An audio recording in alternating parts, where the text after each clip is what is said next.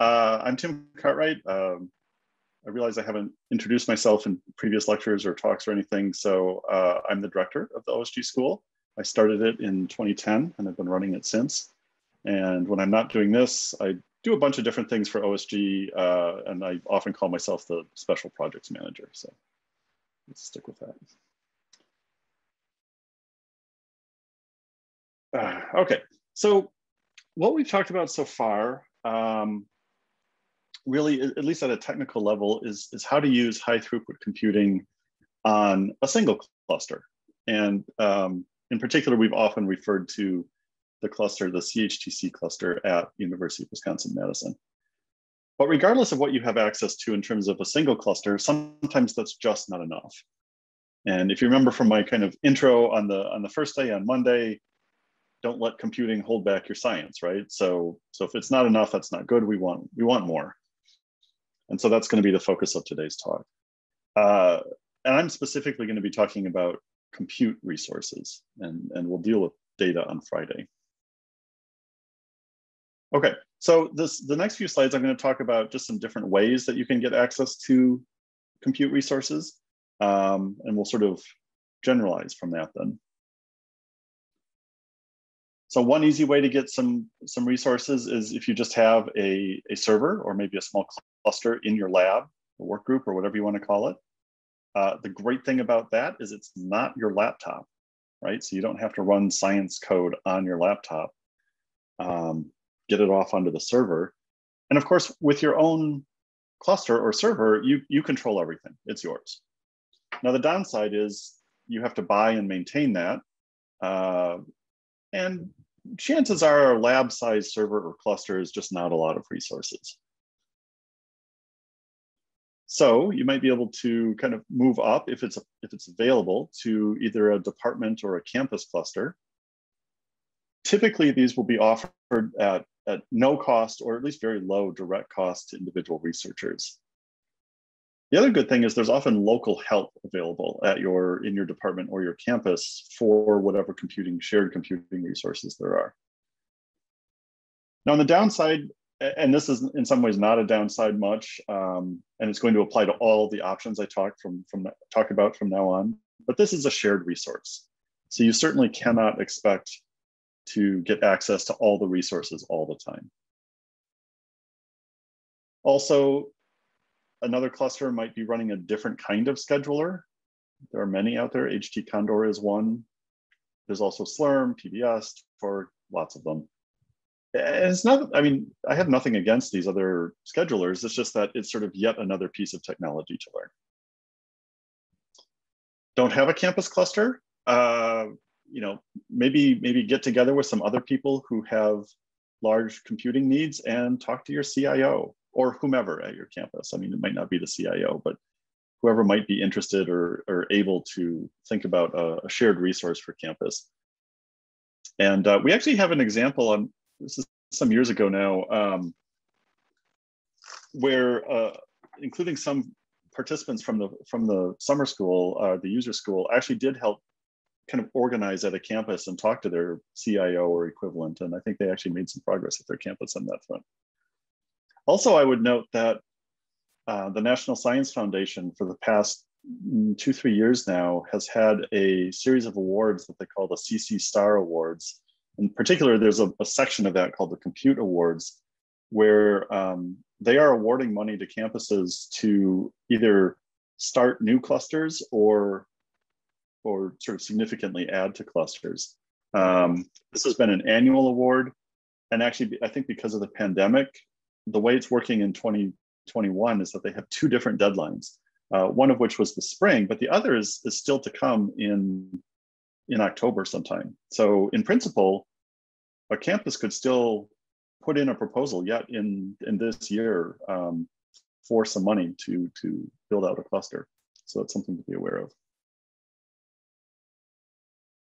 Another option for resources might come from collaborators. If you're part of a large collaboration, sometimes a collaboration will have compute resources available to it. Again, presumably at no or low direct cost to you. Often these resources will be tailored to the kinds of needs computing needs that the project has. And so they might be a great fit for what you're trying to do. Again, it's a shared resource that all of these will be. It's project specific, or these resources are project specific in the sense, though, that you probably can't use them for other things. So if you're maybe working on a collaboration for sort of part of your work, but not all of it, you probably can't use a collaboration resource for the things that don't belong there. And I think the real downside to these, though, is that generally speaking, they're a little hard to come by. Only some collaborations have the resources to have shared computing resources for everybody. So this is not something that you're going to find in every science project or collaboration. Another kind of resource is called a science gateway. This is typically a web front end to some sort of compute cluster. Being a web front end, they tend to be very easy to use, right? You go fill out a form, maybe you upload a file, whatever. And typically they're offered at no cost or maybe very low cost. Usually just a registration is required. That's great, but again, they tend to be very narrow in scope, right? They tend to give you a form, you can fill out some fields, you can run a certain application. Maybe it takes only certain kinds of input files, and that's it, right? You're not going to get more out of that particular gateway than what the developers of that gateway make available to you. So very limited in scope usually. If one of those happens to line up with your work, though, that's awesome, and maybe you can use that and get a lot done that way. So those are all free resources. I'd like to spend a little bit of time talking about commercial resources. There are these things called commercial clouds. You've probably heard of them from Amazon, Google, Microsoft, so on.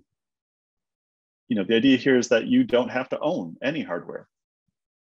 And it feels like, sort of for all intents and purposes, that there's almost infinite availability out there.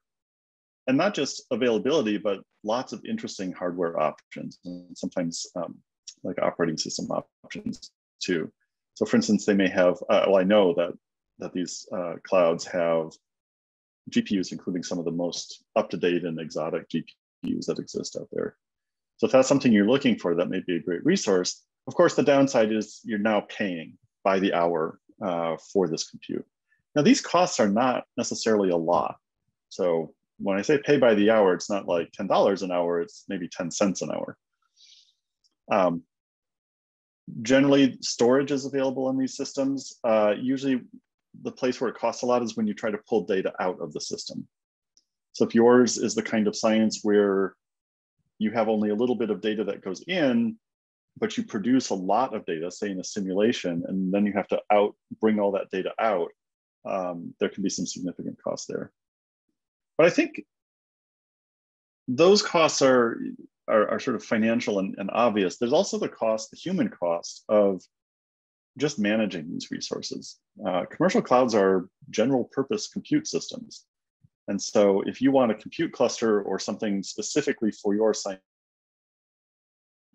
work, you have to set all that up, right? You've got to get all the machines and install software on them and get them to work together, say, if you want them to do that.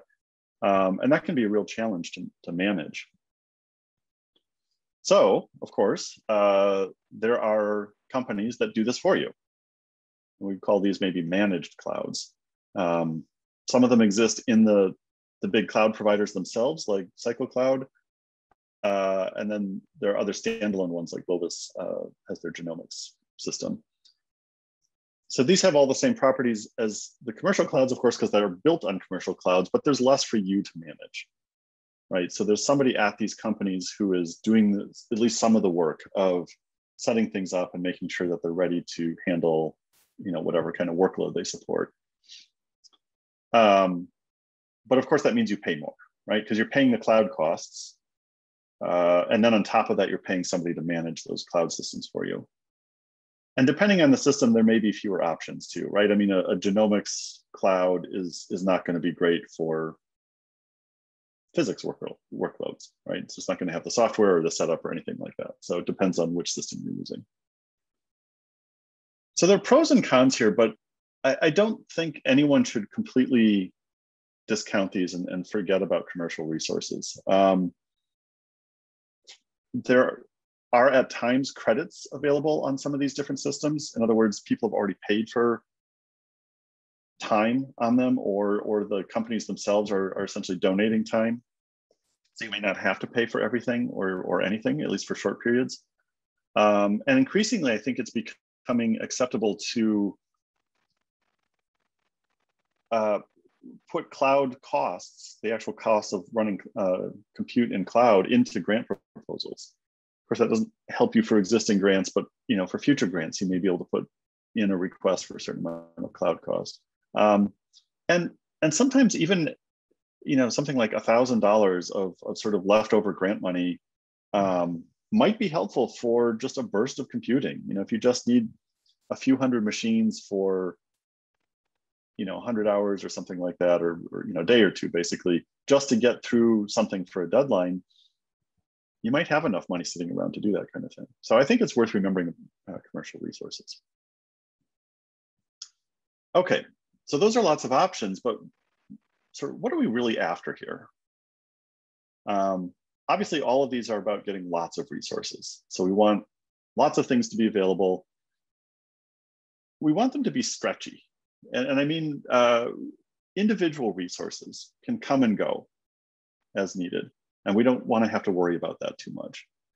And of course, we want all of this to be reliable. We want to be able to use it when we want to use it. As much as possible, we would like to stick to this principle of submit locally and run globally. Now, the ultimate in submit locally, of course, would be submitting from your laptop or your desktop, whatever you have, and then running everywhere. We're not quite there, but as I hope you're starting to see, and maybe you'll see more today in the exercises, submit locally might mean just one remote login connection to your access point, and then from there you can run globally. So that's getting pretty close. Obviously, we want automation to take care of getting all these resources and managing them and running jobs and dealing with failures and all this kind of stuff. Again, you should be focused as much as possible on your science and your research and not on the computing. And free would be great. Who doesn't like free? I think it's always worth asking, though, who is paying for things? Because somebody's paying for all this stuff. And it's good to know in case their funding source dries up, that might mean your computing dries up. So sometimes it helps to pay attention to where the funding is coming from and make sure that you're supporting the people who are doing this, right? Because without them, your free computing isn't necessarily there.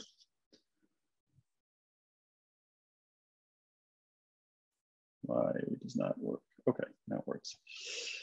Okay, so what we're going to talk about then is OSG's take on this, which we call distributed high throughput computing. And well, let's actually start off with a little challenge.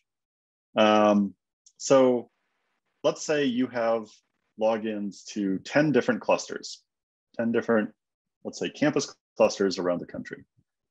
5 of them run HD Condor, 3 run Slurm, a couple others run other things. One site has some special hardware, so it's got GPUs. A couple other sites have some servers with lots of memory.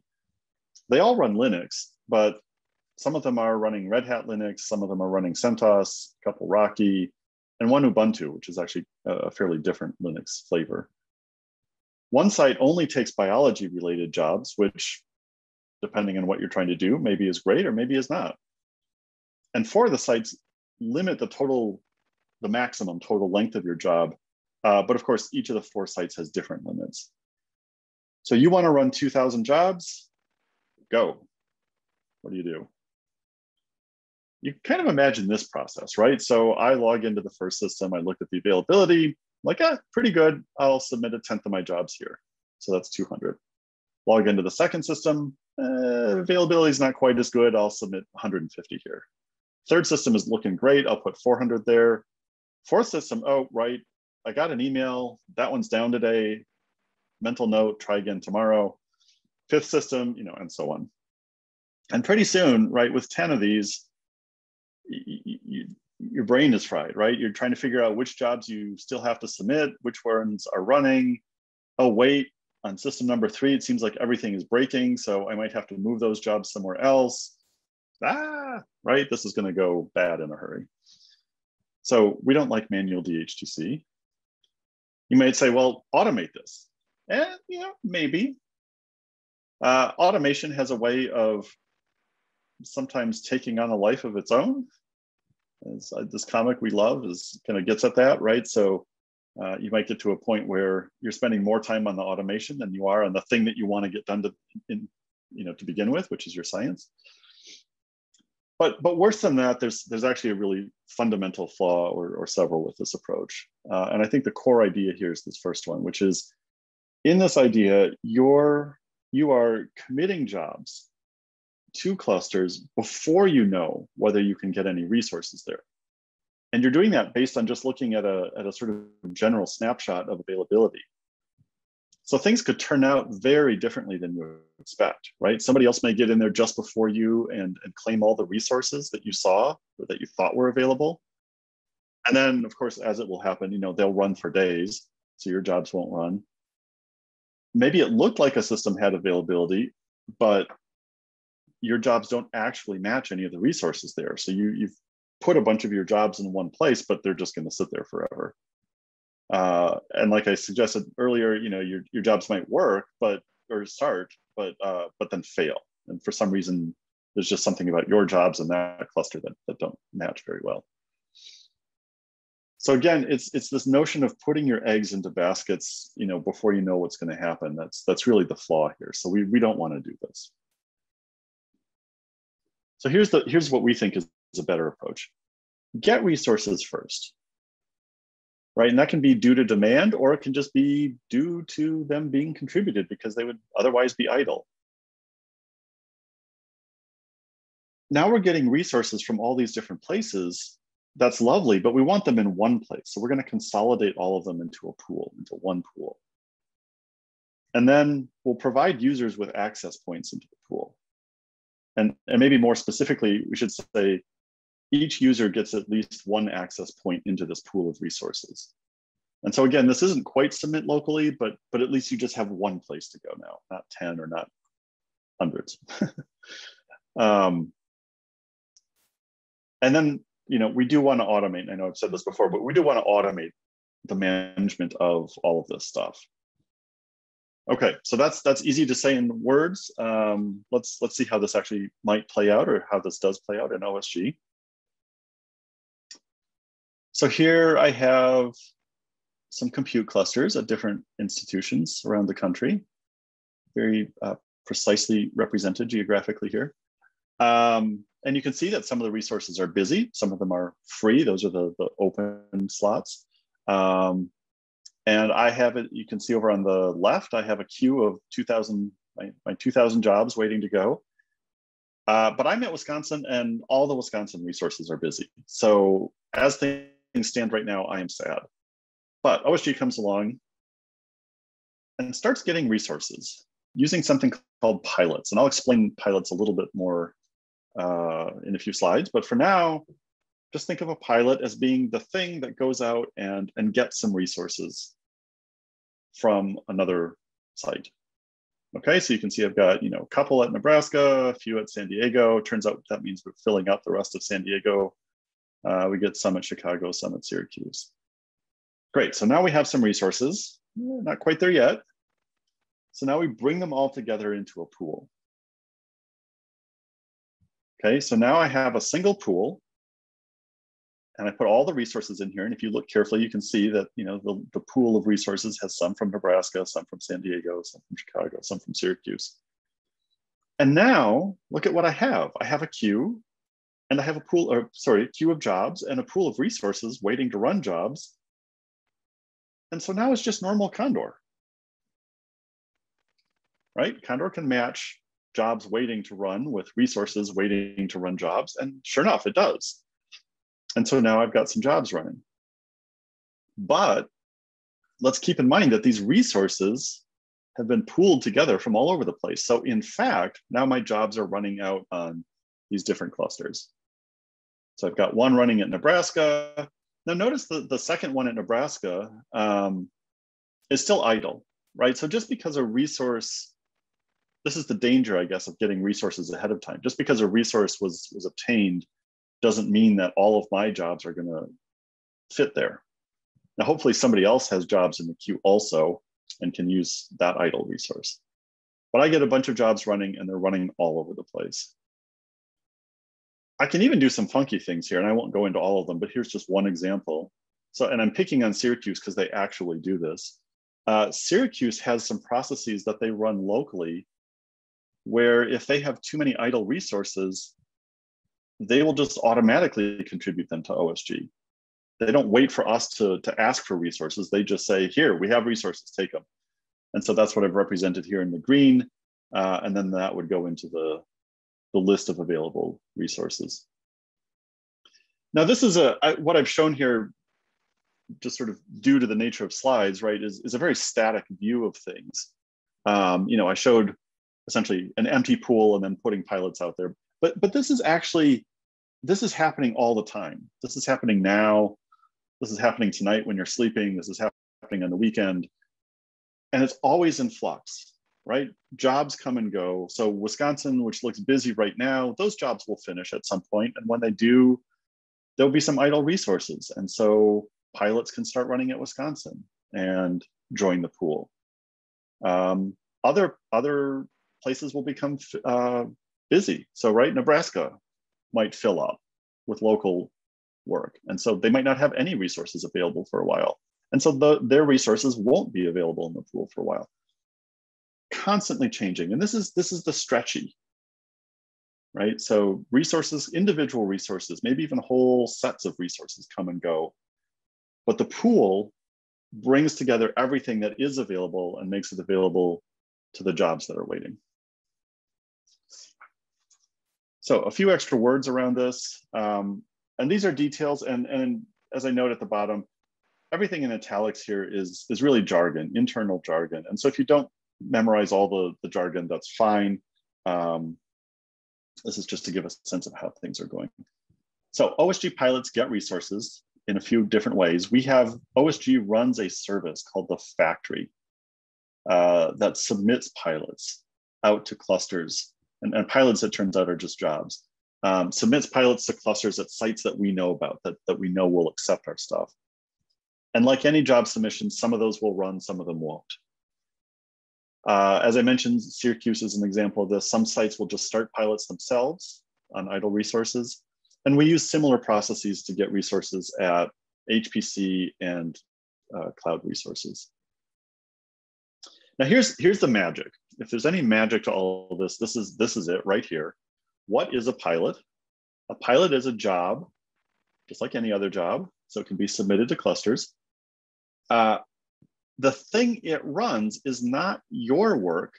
It's actually a piece of Condor itself. It's the piece of Condor that manages an execute resource. And so we say that the pilot leases the resources it's given for a while. You can think of like a car lease or an apartment lease that can expire after a certain amount of time. Maybe we're only given 24 hours at a time on a certain cluster. A pilot will actually go away or stop running if it's not getting any work. If it's in the pool, but nobody ever matches to it and no jobs run on it, it will stop because it'll free up the resources then. Or sometimes the site will kick out the pilots, right? The site's still the cluster, the owner of that cluster, it's their resources. And if they decide we need these resources for something else, or we're doing maintenance now, or whatever, they can just kick off the pilots. Sometimes they'll wait for a little while to let a job finish. Sometimes they'll just kill them. And that's that. Now the pilot itself, once it gets started up, it doesn't really use the resources it's given. It just kind of holds on to them. Okay, and so then it reports these to the central service, and that is what forms the pool. So it says, I've got this 1 gig of memory and 2 gigs of disk space, and I've got 1 CPU, and that's what I was given as a job. I won't use any of that. But here, pool, I'm telling you that this resource is available. Find me a job that matches, and I'll run it here. So then an access point is really just a place where users can submit jobs into a pool. And then, as we've, as is the ideal, right? OSG and HT Condor sort of manage and automate all of the details to make that work.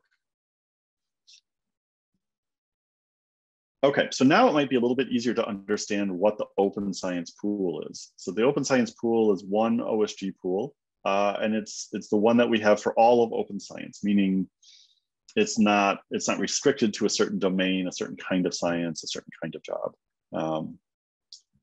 It has many access points for maybe different projects, different campuses, and OSG Connect, which participants to the school have access to and others can apply for as well, is an access point for US-based projects. And that's US-based, including collaborators who may not be US-based.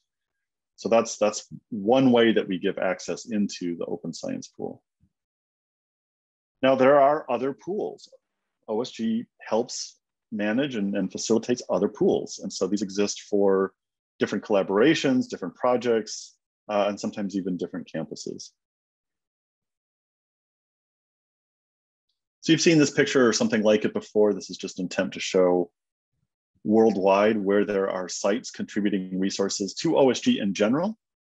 Most of these are contributing to the open science pool, but not all. And just to give some sense of scale of usage, here we have, this is what, 5 years of time? Each point on this graph is the number of hours delivered by the open science pool to users for that month. So we almost never talk about capacity because capacity is uninteresting. It's only what people use that we care about. So you can see on average, especially on kind of the left side of the graph, that we're doing typically maybe 10, 15 million hours. That's million hours per month of compute delivered. What's the big blob of extra activity over on the right? Well, if you look at the dates, that kind of corresponds, especially with the early part of the pandemic. And sure enough, it's many organizations contributed a lot of extra resources during the pandemic, specifically for COVID-19 research. And so we had a huge influx of extra work and extra resources during that time. And as you can see, it's starting to kind of come back to normal now. Maybe a little bit higher than normal, it's hard to say yet, but closer to that 10 to 15 million hours per month. Okay, so I'm gonna take a break here and get out of, I'm gonna try to take a break here. There we go. And I can now actually see the chat. And also if somebody wants to turn on or watch for raised hands or anything like that, I can take some questions now and we're about halfway through. Okay, great. So starting up again. So let's talk about using OSG. We've talked about kind of the theory. So here I am halfway through my talk, slide 26, and I'm going to tell you that making the transition from a local cluster to OSG is boring because it's just another Condor pool, right? You have the same commands. You have Condor queue, Condor status, Condor submit, DAGman, which you can learn about, and so forth. So at some level, any given OSG pool, like the open science pool, is just another Condor pool. Yeah, okay, not really. And that's what the rest of the talk is. So for one thing, you get some bonus features. You probably will get more resources from, say, the OS pool than you will a typical local system, since we're drawing and getting resources from on the order of 100 different places. We do have some pre-built software packages that people can use, and that will be in tomorrow's lecture. So come to that if you want to hear more about software. You get some storage on the access point. This is temporary storage. You shouldn't use it as archival storage, but you do get some kind of staging space for your data.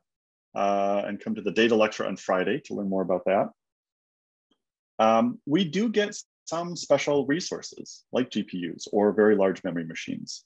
They can be a little few and far between.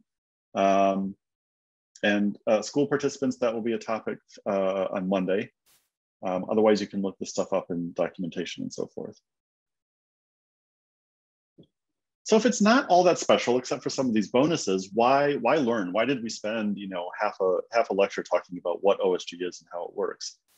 Well, for me, I think one of the biggest things is that there's a lot more moving parts there, right? If you remember all the little pictures with the boxes and stuff like that, it takes a lot of extra stuff, services and software and so forth, to make that work. And so if there's more stuff, there's more ways in which things can go wrong. Now, hopefully, and we try our very best in OSG and with the HT Condor development to shield users from all the things that can go wrong. But the fact is we can't do that 100%. So I think having at least some awareness of what's going on out there will help when, maybe you're asking for help and somebody's saying, oh, looks like your jobs got kicked off because the pilots ran out of time or something like that. And be like, yes, I remember what a pilot is. There's also a lot more variation out there in the OS pool and most OSG pools than a typical local system. And I'll be talking through these in the next few slides, so I'm not going to talk about them now. The other thing is it's good to be aware that not all HT Condor features, and remember HT Condor is just a software tool at the end of the day, work at all or work well in OSG. So for instance, there's a really handy tool that we use here locally at Wisconsin all the time called Condor SSH to Job, which does kind of what it sounds like, but that doesn't work, or at least work reliably in OSG. So you need to be aware of the differences. Okay, let's talk about these different variations, and not just the variations, but how to try to deal with them. So varied hardware, there's a lot of different hardware out there. And you can land on anything unless you specify more carefully, right? So request what you need. The three core attributes here are the request CPUs, request memory, and request disk. We talked about this yesterday. Do your best to figure out what your needs are and then specify them with just a little bit of extra padding. Not a lot of extra padding if you can avoid it, just a little. And yes, there are times, especially it seems like with memory, where you can't predict perfectly what memory requirements you need ahead of time because it varies from one job to another, but do your best. There are some other more particular hardware requirements that can be specified. Again, for GPUs, that's kind of a common example. For those, I would say search the documentation, see if you can find something, or contact us. I mean, most of these are getting into fairly advanced features, and it's just worth contacting us. Often, these extra requirements will end up in something called the requirements expression, which is particularly well named, I think, in your submit file. Okay, so then that's hardware. Then there's lots of different software variations out there. Software starts with the operating system. So yes, it is true that all of the systems at least in the OS pool, are Linux. But Linux is a big, varied set of operating systems. It's not just one thing. So you'll get mostly recent stuff out there, but there's still a lot of variation. This is important because operating systems, people kind of, the line gets blurry between operating systems and other software. So for instance, this example I like to give is Python. Now, Python will exist on most execute servers, but whether you get version 2 or version 3 is probably depends on the operating system. And so if you're counting on one or the other, and there's pretty big differences between those versions of Python, and if you don't know, you may be real surprised when you land on an execute machine and it does not have Python 3 and your job needs Python 3, for example. And this really extends to all software in general. And so I think the good rule of thumb is never assume that your software is going to be on the execute server. And you might think, well, how do I run software? And if you're thinking that, come to tomorrow's lecture, because that's exactly what it's about. I won't give anything away.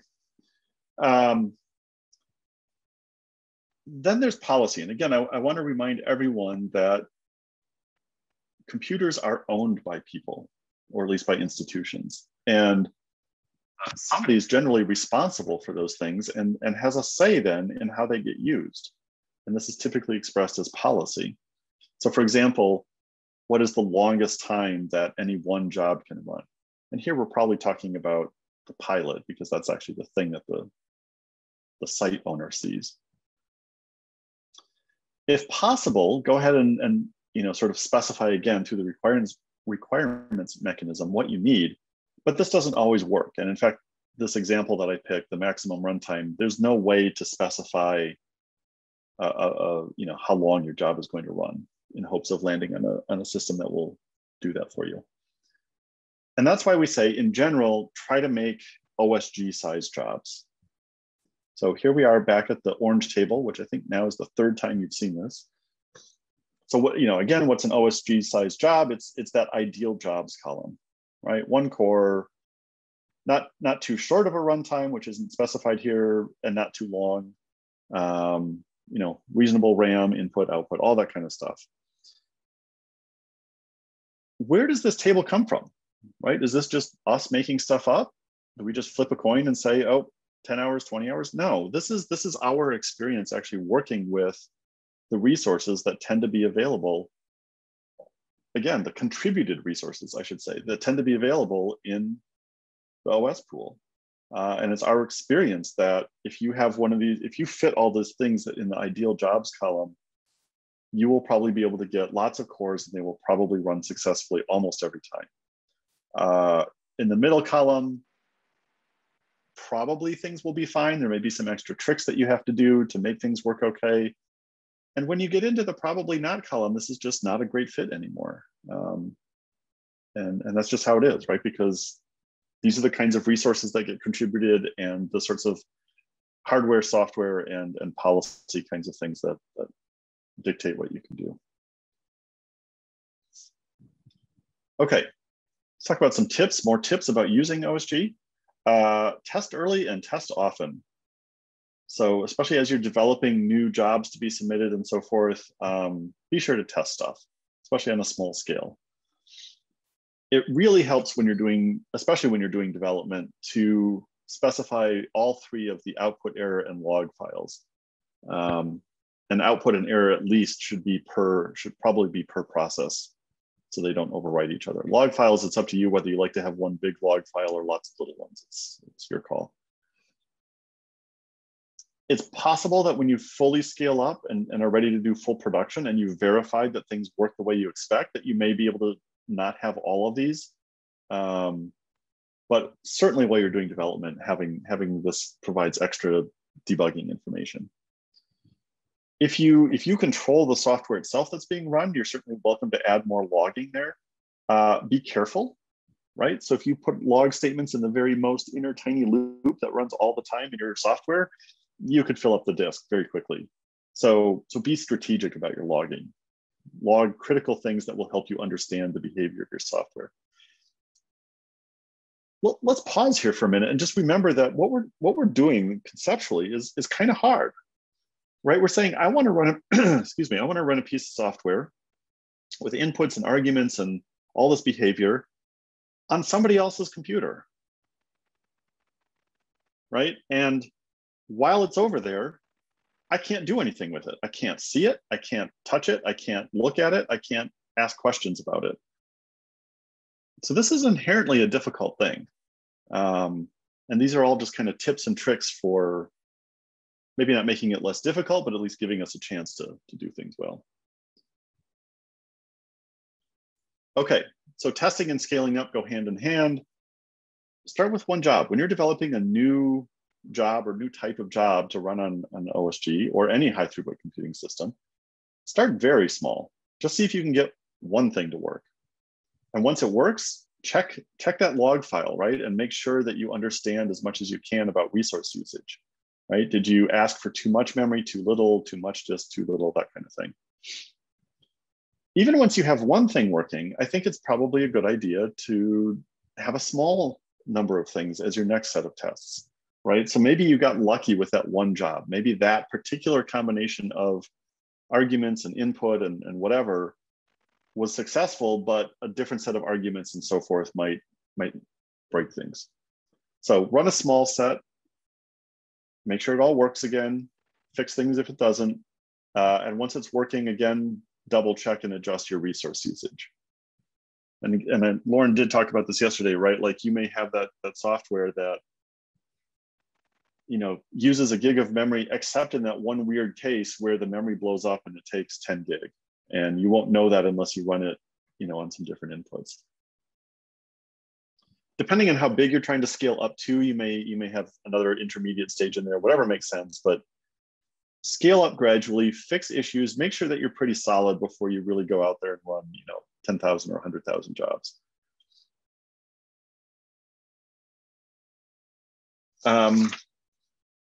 Be kind, be very kind to your access point. Remember that, generally speaking, at least, access points are shared resources. That's just yet another computer that you're sharing with somebody, lots of somebody's, right? The OSG Connect access points have hundreds of users on them. Now they won't usually have hundreds of active users at a time, might be a dozen or a couple dozen, but you're still sharing it.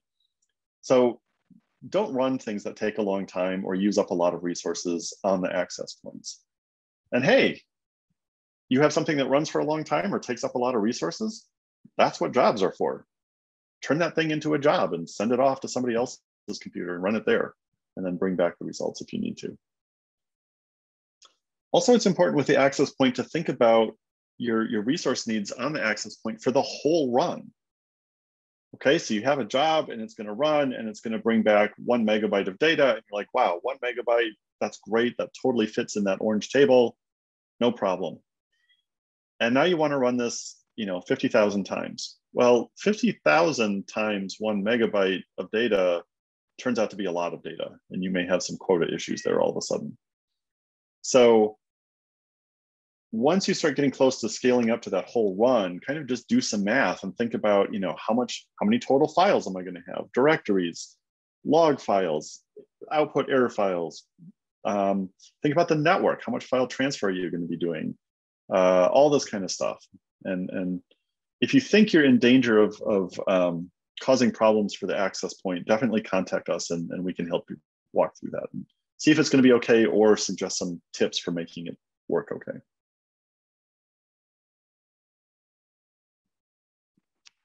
And finally, just as sort of a tip, this is maybe a class of tips, but don't forget about security. You know, computer security is hard in general. If you're not convinced of this, just read the tech headlines. And it seems like, you know, every week there's some new hack, new break-in, new security problem out there. And I think, like many organizations, OSG tries to do its best, but no system is perfect. And side note, if anyone ever tries to tell you that a computer system is perfectly secure, do not believe them. There is no such thing whatsoever. So just the usual suggestions, you know, have good passwords, have a separate password for every account that you have, which means you probably need a password manager, or at least a notebook that you can hide really well. Don't share your account with somebody. It's very easy to get an account on OSG Connect. So if that's a resource that's available to you, just have people get an account for themselves. You can sort of join together in projects if you need to. Don't make things like by default, directories and files are not readable to everybody, just by you, but you certainly have the power to make them readable by everybody and even writable. You really shouldn't do that. Keep your files and directories to yourself. OSG and really almost all shared computing resources are just not the place for, you know, sensitive, protected software and especially data. So if you're dealing with something like HIPAA data, don't use OSG. You will almost certainly violate any IRB that you have, and absolutely HIPAA. Same thing applies to FERPA. You know who you are. Now that being said, some places are starting to set up private, separated, access-controlled compute clusters that people can use for this kind of thing. I know we have one. I think we have one here at Wisconsin that's for HIPAA, certain kinds of HIPAA data. But these resources tend to be small and local, so you have to kind of ask around for these. And I think the big thing here is this last one, right? Don't try to work around security barriers. right? They're there for a reason. So we don't want you to have barriers to your computing, but the security stuff is important. So contact us, help us understand what your goals are, and we'll help you find a way to meet those goals in a secure way, okay? Okay, so let's move into some troubleshooting tips. I know Lauren had some yesterday, and honestly, these troubleshooting tips are not even all that OSG specific. These are really HD Condor troubleshooting tips. So between Lauren's talk yesterday and today, you're getting a bunch of these. I don't think you can honestly get too many troubleshooting tips. So hopefully this is helpful. Some general thoughts on troubleshooting. What is troubleshooting? What is debugging? When people talk about that, in the most general case, it's comparing what you think should have happened and what actually happened, right?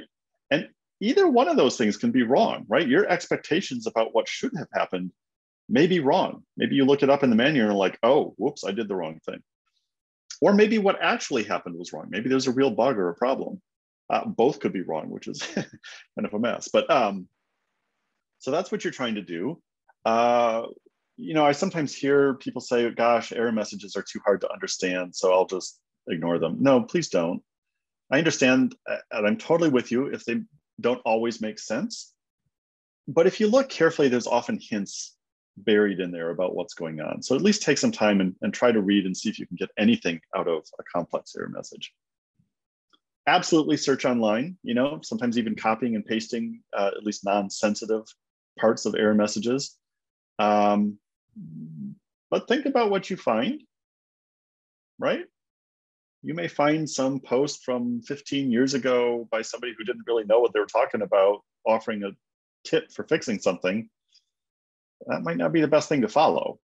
So you have to do a little bit of evaluation about what you find when you search for stuff. You know, what's the source? Does the person seem like they ought to know what they're talking about? And so forth and so on. Always good to have your own little personal collection of links and resources and so forth to help with debugging. And finally, ask for help, right? We love it when people put some real effort into trying to debug stuff on their own, but don't get stuck, right? We're right back to the, you know, don't let computing be a barrier. So if you're just stuck and you're spinning wheels trying to figure out some technical problem, contact us, really, just do it. It does help if you can provide information up front, right? Not only the big picture of what you're trying to do, which is very important, but details of like, you know, what's your access point? What exact command did you try to run? What are the exact messages you got? You know, do you have any log files or a submit file or things like that? Details help. Okay, let's dig into some weeds though. Okay, so here's in the box up at the top, I ran Condor submit. It started to say that it was submitting, and then I get lots of error messages, and I never got the message that said your jobs were submitted, past tense. So something didn't go right here. And again, if all this doesn't mean anything to you, you know, the key phrase here is failed to parse, which means parsing is when a computer sort of takes apart the pieces of a file or a command and tries to understand the pieces. What did I do here? I tried to submit my executable. Okay, Condor submit is a piece of software that expects as its argument a Condor submit file. And we talked a lot about that yesterday. You can't just submit your executable, right? You have to describe what it is that your job is in a submit file, which names the executable. So I tried submitting a shell script in this case, and Condor tried to read that and just got really confused and said, I don't know what to do with this. So that's your hint. Personally, I always name my submit files, or I put the extension .sub for submit at the end. That way I know when I'm typing Condor submit, the thing that comes after it should end in .sub. Helps me. I've done this. Everyone's done this, I feel like. Okay, here we go. I submit a submit file, and now I get an error message. What I'm showing you here is actually not possible. These are 3 different error messages that you could get. You would only get sort of one of these at a time. In all 3 cases, and by the way, I'll be showing some of this, quite a bit of this stuff in the demos actually. But in all these cases, these all point to typos in your submit file. And so really the fix here is to recognize what you did wrong and fix the typos. Okay, so finally I submit something. It's in the queue, so it's submitted. It's great. And I wait, and I wait, and it's still sitting there idle. And now I'm getting impatient. So if a job is idle for a long time, and first of all, it's very hard to decide what a long time is. Right? It helps to maybe know that you've run other jobs like it in the past and they've taken similar amounts of time or less time or whatever. Certainly if something has been sitting idle for a day, you know, that seems like a very long time and you should probably investigate. But sometimes even just waiting an hour seems like a long time. So it takes some judgment here. There's a tool you can run. It's a option actually to Condor Q called Better Analyze, and it will print out a lot of information. I've showed, what, 5 lines here. It will actually print out like a whole page full of stuff. And it can be very hard to understand. Frankly, it's a bit of an art to understand Better Analyze output. Now, in this case, though, I'm trying to show something that's a very clear indication. So you can see in this little like text table that's part of the output, the middle column says slots matched. In other words, resource slots matched. And if you see a 0 for any of those rows, that's not a great sign. And in this case, you can see the condition has something to do with memory, what I requested, right? So I requested, and what did I do here? I requested way too much memory. And so it's saying right now in this pool, there is no resource that has as much memory as you requested. And so as things stand right now, your job is never going to run, which would probably explain why I've been sitting there for a long time. Now, if this is where it gets complicated, right? So if this is the OS pool, large memory slots come and go. Maybe you just got unlucky. Maybe you asked for a perfectly large but reasonable amount of memory and you just got unlucky. So again, this is kind of where you have to know something about, have you been waiting long enough? Are your requests reasonable or not? If you're not sure, ask. But if you are sure, you're like, I've gotten, you know, I'm asking for 10 gig and I've definitely gotten 10 gig slots before, then maybe just be patient for a little longer and see if some show up. Okay, the dreaded hold. Lauren talked about this yesterday, so I'm not going to go into a super lot of detail here, but basically a job goes on hold when HT Condor doesn't know what to do with it, when there's been some sort of problem that it can't solve itself. One example is right here. So failed to execute format error. So this is often a case of trying to run a job that can't be executed, where the thing that you named as the executable can't actually be run as a piece of software. Here's some other examples. You can look back at this as reference. The orange stuff are the error messages, often very summarized. I want to call out the last one though, because it was interesting. You know, Lauren and I developed our slides independently. She had the exact mirror of this message in hers. So it's a very long message. I've left a lot out where the little 3 dots are here and there. But the real clues are the error reading from, and then some path, some file path, and then this whole starter shadow business. And so this is jargon. This is Condor jargon. The shadow is the access point. Okay, it's where you submitted your job from. The starter is the execute point, where the thing tried to run. And so that might help you understand the directionality now of where this failure is coming from. So this particular version, the one that Lauren showed was not having an input file available. This one shows the opposite. This one shows that you specified in your job that you want to transfer a certain output file back to the submit point, back to the access point. And that output file wasn't created, right? See the no such file or directory in the middle there? Okay, so that output file at the end of the job wasn't there. So either it didn't get created, or you had a typo, or you didn't know what name was going to be created. I don't know, something happened, but that output file was not there. What do you do about holds? Again, this was covered, but basically if it's something that you can fix while the job is held, go ahead, fix it, and then release the held jobs. Otherwise, and it feels like this is maybe the more common scenario, you can't fix it while things are running. You're just going to have to remove the jobs and try again. That happens.